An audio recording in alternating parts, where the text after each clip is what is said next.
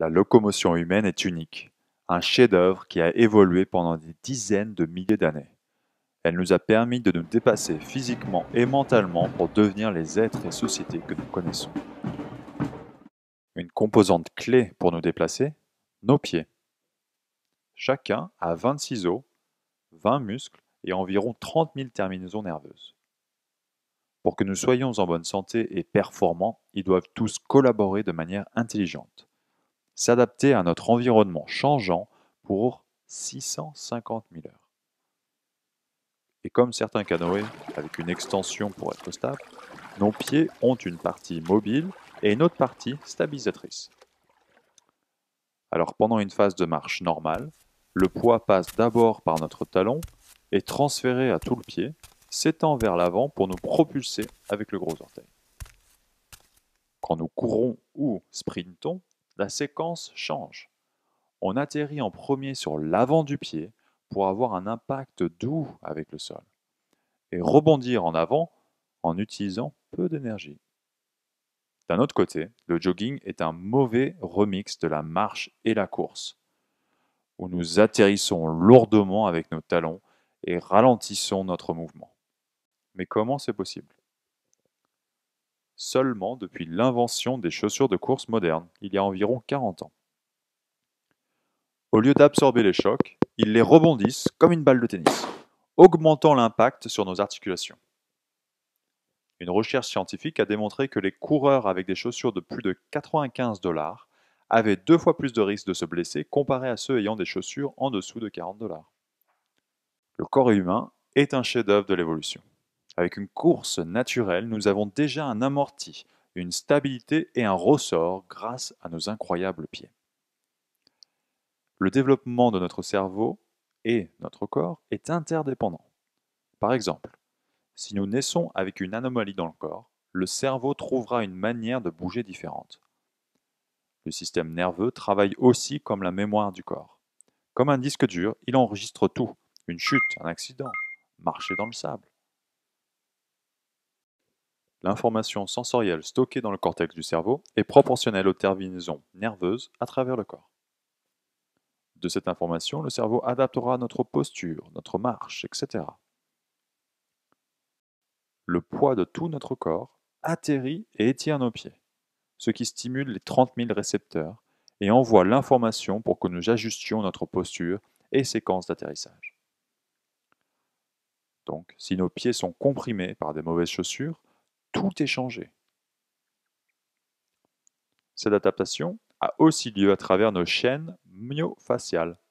Ce sont des groupes de muscles entourés de fascia.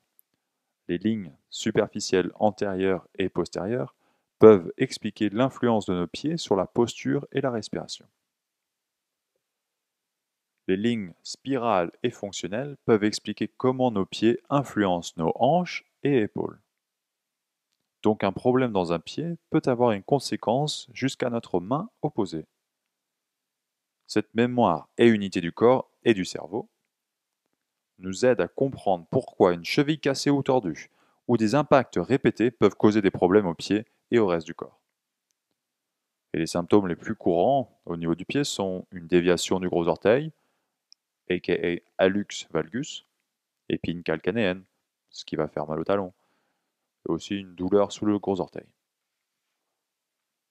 Et en tant que chiropracteur, nous sommes intéressés dans votre manière de marcher, les mouvements de vos articulations et les tensions musculaires de vos pieds.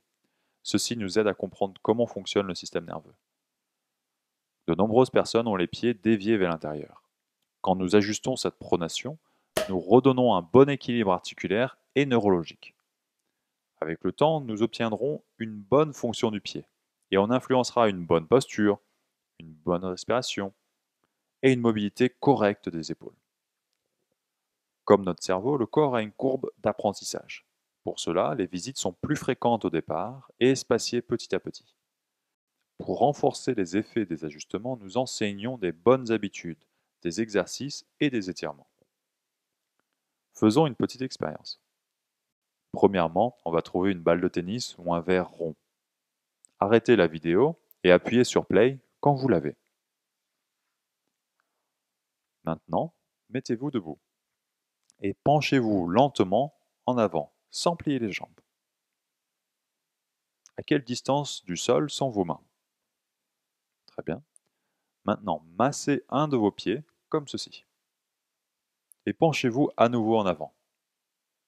Plutôt cool, pas vrai? En relâchant la tension dans nos pieds, cela nous donne une meilleure mobilité dans tout le corps.